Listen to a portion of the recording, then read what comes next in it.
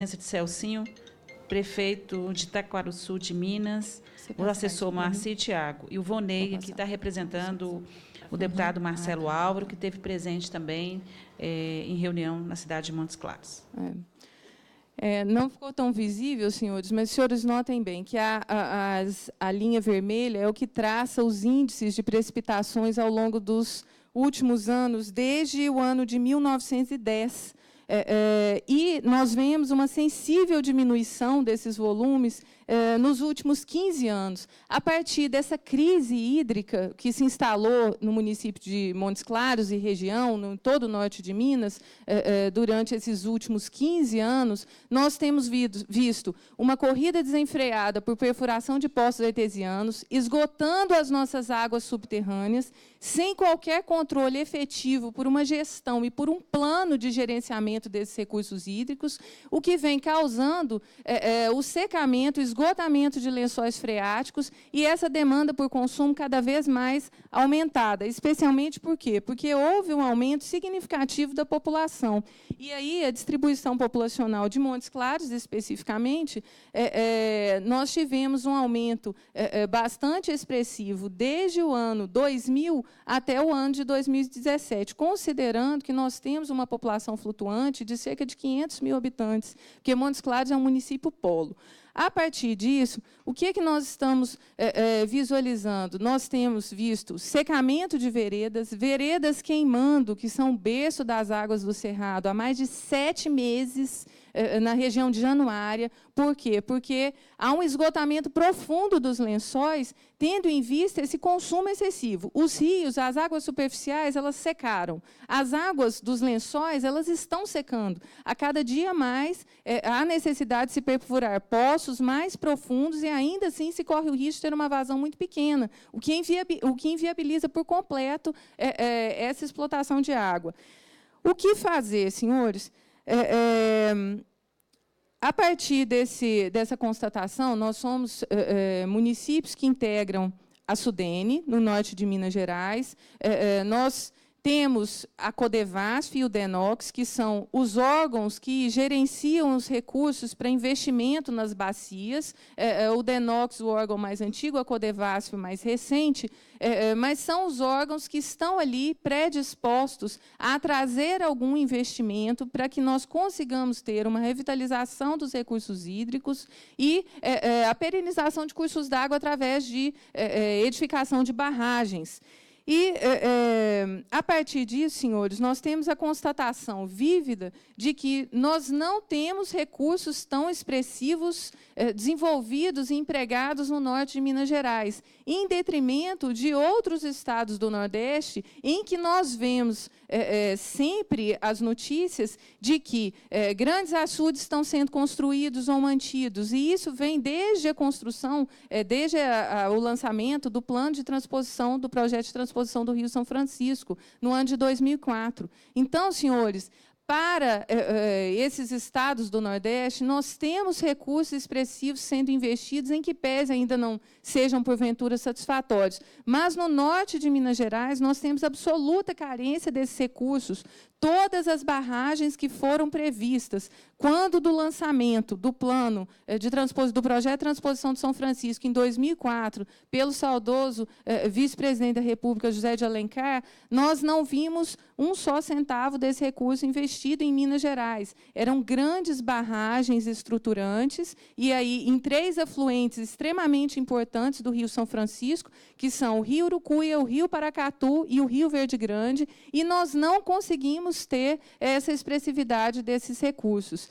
E aí, senhores, desde 2012, que já vem sendo dita, já vem sendo falada sobre essa crise hídrica, o colapso da crise vivenciada por Montes Claros, o risco de desabastecimento da população de Montes Claros como maior cidade do norte de Minas, e que congrega ali grande parte da população, que é polo educacional, é polo de saúde, é polo comercial, de indústrias, e nós temos visto essa carência de recursos para ser investido ali nessas barragens.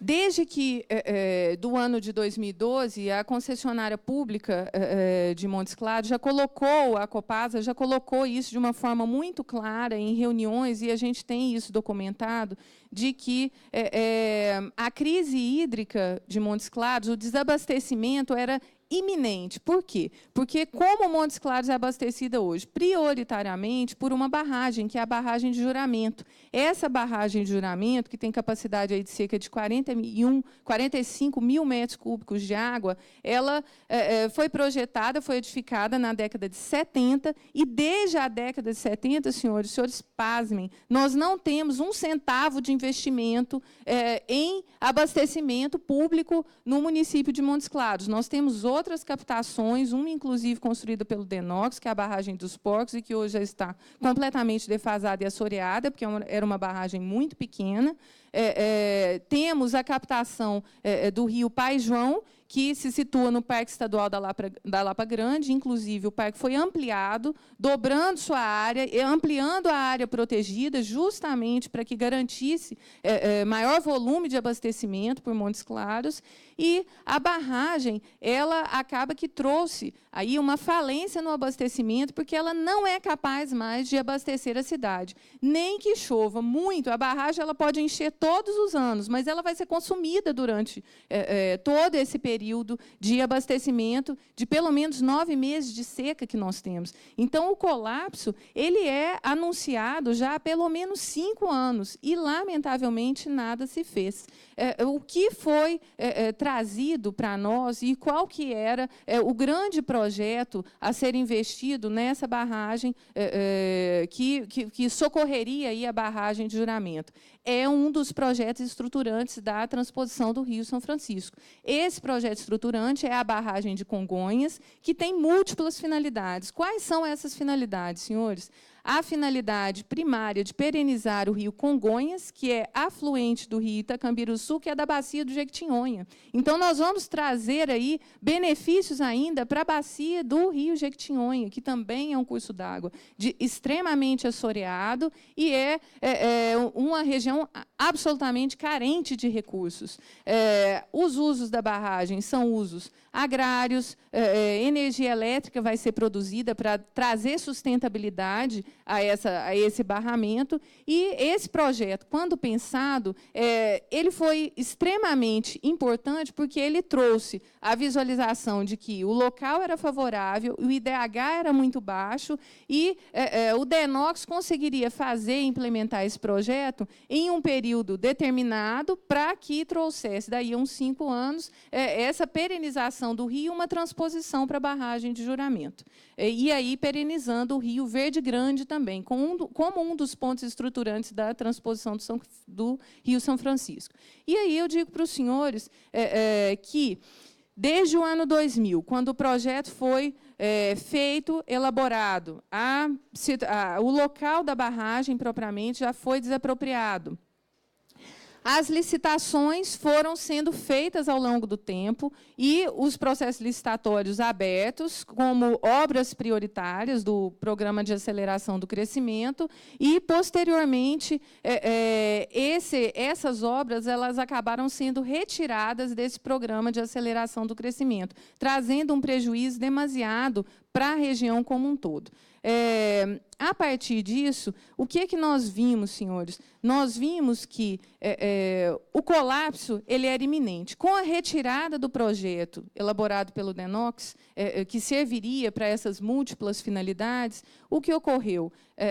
A concessionária ela buscou outras alternativas. Essa alternativa que ela buscou, e que é a mais fácil, mas também a mais cara, e era a última alternativa que a Copasa teria para garantir o abastecimento de Montes Claros, ela acabou se concretizando nesse projeto de adutora do rio Pacuí, que é outra bacia do São Francisco, é uma outra subbacia do São Francisco, ao custo aí de R$70 milhões de investimento. O projeto, senhores, ele foi questionado pelo Ministério Público, através de uma ação civil pública ajuizada na comarca de Coração de Jesus. Por quê? Porque ele não foi precedido dos estudos devidos, porque não há garantias de que essa captação vai trazer, de fato, a estabilização do abastecimento público do município de Montes Claros, que é realmente a grande crise que nos traz aqui hoje, e mais, ele ainda prevê que, posteriormente, uma adutora para o Rio São Francisco será construída via município de Ibiaí. E aí, senhores, eu vos pergunto, como nós podemos pensar em crise hídrica, em processos avançados de secamento de rios, de desertificação, que estão ocorrendo cada dia mais no norte de Minas, e nós querendo, ao invés de captar água, buscar água de rios através de adutoras? Nós estamos na contramão, senhores. Tem que ser dito também um outro detalhe, que para a barragem de Congonhas, que já estava prevista, foi licitada, é uma obra licenciada até o ano de 2021, licenciada pelo Estado de Minas Gerais, e retirado o orçamento dessa barragem, nós já foi investido dinheiro na ordem de valores, na ordem de R$60 milhões, com adutoras e com duplicação do tratamento da estação de tratamento de água, para que essa água chegasse ao município de Montes Claros. Apesar disso, houve um abandono dessa perspectiva iminente para que fossem investidos de imediato esses 70 milhões numa adutora do Rio Pacuí, como um dos temas aqui da nossa discussão. Então, senhores, o que eu gostaria de dizer para os senhores é que crise hídrica nós não tratamos retirando a água de outros cursos d'água. Nós tratamos pensando a crise, né, como uma causa de condutas que vêm sendo praticadas, em que pese a nossa alarmada abundância de água, os recursos são mal geridos, e nós temos que melhorar essa gestão desses recursos. A gestão dos recursos ela é melhorada a partir do momento em que for feito um plano de gestão propriamente dos cursos d'água. Existe em Minas Gerais um plano de ação de combate à desertificação que foi estudado, foi feito no Estado, que a região do norte de Minas, como um todo, apresenta áreas em processo avançado de desertificação, seja por secamento de lençóis freáticos, seja em razão de cursos d'água superficiais que estão sendo secos a cada dia mais, veredas que estão ardendo em chamas, e nós ainda teimando em buscar água de outras fontes, de outros rios que são bacias adjacentes à nossa. Ou seja, jamais essa água da bacia, da subbacia do Rio Pacuí, ela vai voltar ou ser transposta para a bacia do Verde Grande. Jamais ela vai retornar àquela origem. Então, senhores, o que nós temos que conseguir investir recursos em processos de revitalização. As formas de investimento desses recursos, os barramentos, elas são bem-sucedidas, vide as grandes barragens e os grandes açudes do Nordeste. Por que não são aplicados esses recursos no norte de Minas, senhores? Eu pergunto. Somente com o apoio político nós vamos conseguir viabilizar esses recursos para a região norte, trazendo desenvolvimento econômico, trazendo empregos, trazendo a satisfação hídrica do consumo da população. As pessoas passam ali 9, 10 meses do ano esperando por água, e essa situação é indigna. Isso causa uma indignidade nas pessoas, causa uma forma de indignação. Por quê? Porque todos nós, senhores, precisamos desse recurso, e esse recurso trava o desenvolvimento. Nós não podemos falar em desenvolvimento se não for com essa gestão dos recursos hídricos, né? Então, nós temos que pensar crise. Imediatamente, ao pensar uma crise hídrica, nós temos que pensar de imediato na gestão desse recurso. Como vai ser feita a gestão desse recurso se nós não investimos em barramentos, se nós não investimos em ações de combate a esse processo avançado de desertificação que nós temos visto no norte de Minas?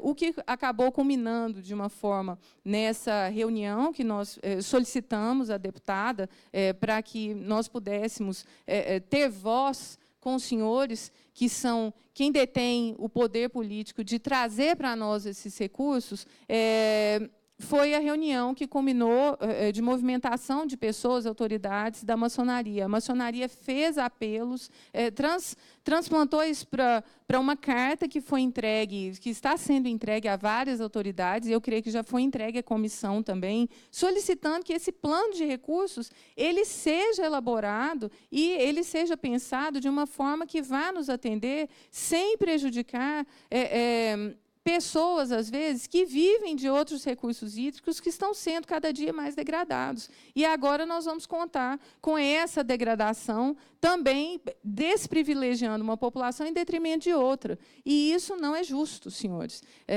Eu digo para os senhores que simplesmente se pensar em buscar água sem você traduzir isso em outras ações que possam trazer a revitalização e a conservação dos recursos naturais, na verdade, é muito singelo. Nós precisamos estar mais atentos a essas questões e, de uma forma bem sintética, eu gostaria de dizer para os senhores que não haverá outro caminho a não ser o caminho do investimento nesses barramentos. Os investimentos iniciais, os últimos grandes investimentos do norte de Minas que nós vimos foram o projeto Jaíba e a barragem do Gurutuba, né, feitas há décadas atrás. Nós não tivemos outros recursos expressivos empregados ali, e nós precisamos contar com o apoio dos senhores. Sem o apoio dos parlamentares para que haja a retomada desse processo licitatório da barragem de Congonhas,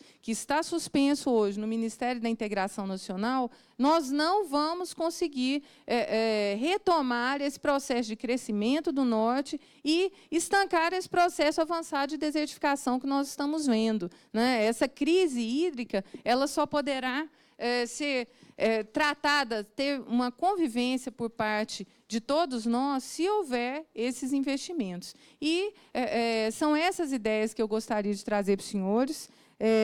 Eu acredito até que eu tenha falado tudo que eu trouxe aqui no meu resumo. Agradeço a oportunidade, né, o deputado Laudive, que é da região também, que está chegando aqui para nos brindar com sua presença.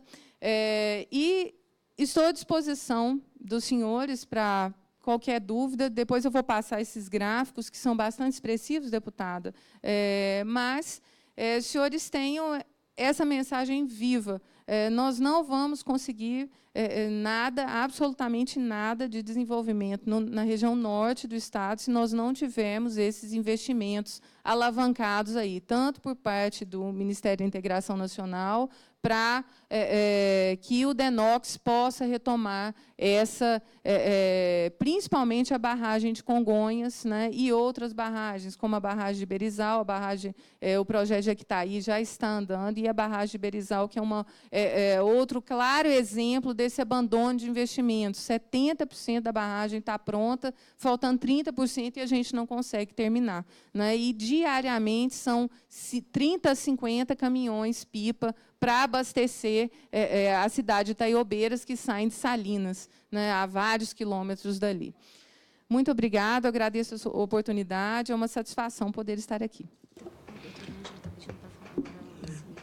Agradeço a presença do deputado